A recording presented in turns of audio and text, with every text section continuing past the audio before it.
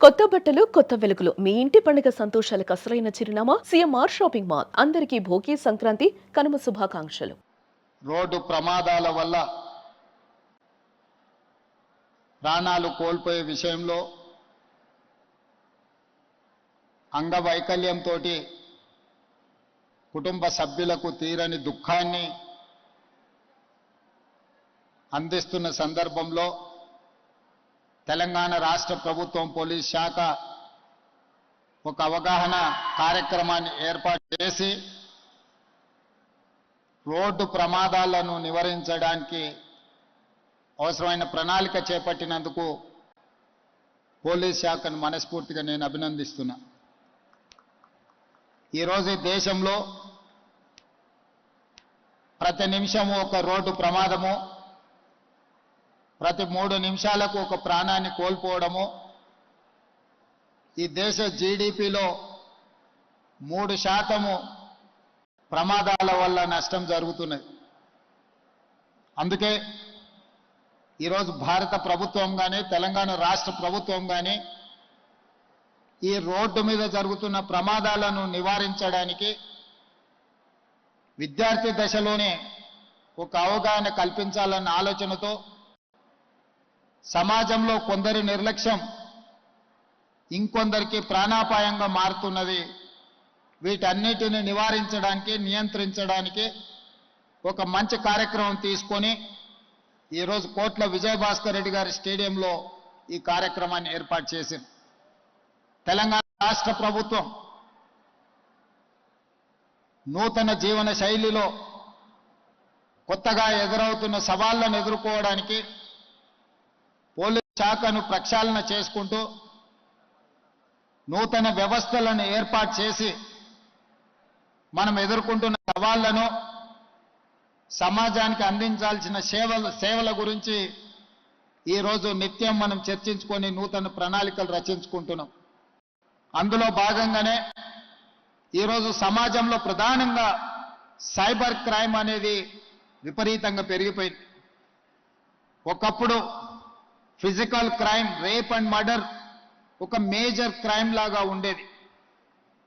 కానీ ఈనాడు ఫిజికల్ క్రైమ్తో పాటు cyber crime పోటీ పడి మన ఇంట్లో, మన మొబైల్లో డైరెక్ట్గా మన ఇంట్లోకి చేరి ఎక్కడో ఉండి పక్క రాష్ట్రంలోనో పక్క దేశంలోనో ఉండి మన యొక్క ఆర్థిక వ్యవస్థను కొల్లగొట్టడానికి ఈరోజు సైబర్ క్రైమ్కు నేరగాళ్లు ఎక్కువగా పాల్పడుతున్నారు. ఎవరు అని గుర్తించే లోపల ఖజానా ఖాళీ చేయడమే కాకుండా మన ఖాతాలు కూడా మొత్తం మాయమైపోతున్నది సొమ్ము. రకరకాల నేరాలు సైబర్ క్రైమ్లో ఈరోజు జరుగుతున్నాయి. అందుకే భారతదేశంలో మొట్టమొదటి రాష్ట్రంగా సైబర్ క్రైమ్ను నియంత్రించడంలో తెలంగాణ రాష్ట్రం ముందు భాగాన నిలబడి ఈరోజు ప్రక్షాళన మొదలుపెట్టింది. ఐఎస్ఐ యాక్టివిటీని నియంత్రించాలంటే కూడా కౌంటర్ ఇంటెలిజెన్స్తో పాటు ఆక్టోపస్ లాంటి సంస్థల్ని, టెర్రరిస్ట్ యాక్టివిటీస్ని, లేకపోతే మిలిటెంట్ యాక్టివిటీస్ని కంట్రోల్ చేయడానికి గ్రేహాండ్స్ లాంటి సంస్థలను ఒకప్పుడు ఆనాడు ఉమ్మడి రాష్ట్రంలో ప్రారంభించిన మన పోలీస్ వ్యవస్థ ఈరోజు దేశానికి ఆదర్శంగా నిలబడ్డది. అందుకే ఈరోజు నూతనంగా ఎదురవుతున్న సవాళ్లను ఎదుర్కోవడానికి పోలీస్ శాఖలో ఈరోజు ఈగల్ ఫోర్స్, డ్రగ్స్, గంజాయి ఒక మహమ్మారిగా మారి సమాజాన్ని పట్టి పీడిస్తున్నది. పంజాబ్ రాష్ట్రం ఈరోజు నిర్వీర్యం కావడానికి డ్రగ్స్ ఒక ప్రధానమైన శత్రువుగా ఆ రాష్ట్ర యువత మీద ప్రభావం చూపిస్తున్నది. అందుకే తెలంగాణ రాష్ట్రం ఆ ప్రమాదాన్ని ముందస్తుగా గుర్తించి ఈరోజు తల్లిదండ్రులు కష్టపడి ఎంతో శ్రమకు తమ జీవితాన్ని మొత్తం శ్రమ రూపంలో సంపాదించి పెడితే ఒకరో ఇద్దరో పిల్లలుంటే ఆ పిల్లలు డ్రగ్స్ బారిన పడితే ఆ వ్యసనాల వల్ల తల్లిదండ్రులకు తీరని దుఃఖం ఉన్నది.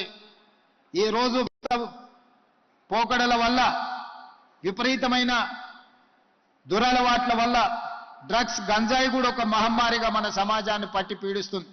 అందుకే ఈ డ్రగ్స్, గంజాయిని నియంత్రించడానికి మన రాష్ట్రంలోనే, మన పక్క పట్టణంలో కాదు, పక్క రాష్ట్రాలు, పక్క దేశాల నుంచి వస్తున్న డ్రగ్స్, గంజాయిని నియంత్రించడానికి ఈరోజు ఈగల్ ఫోర్స్ని మనం ఎస్టాబ్లిష్ చేసినాం.